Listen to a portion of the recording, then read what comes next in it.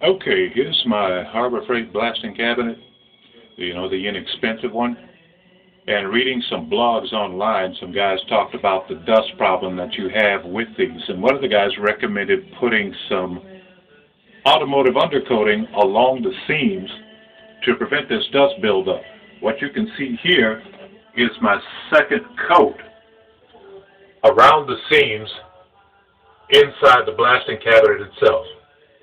What I noted is that the first coat did a fairly good job of building up, but did not completely fill the gap in.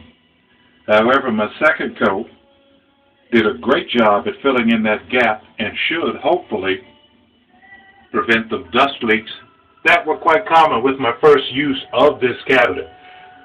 As you can see, I ran it along the top, sides, and even the bottom to prevent the dust from building up.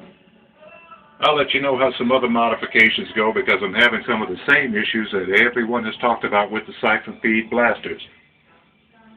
But I'm a believer that with enough modification and enough time, you can make anything work for you. We'll see what happens.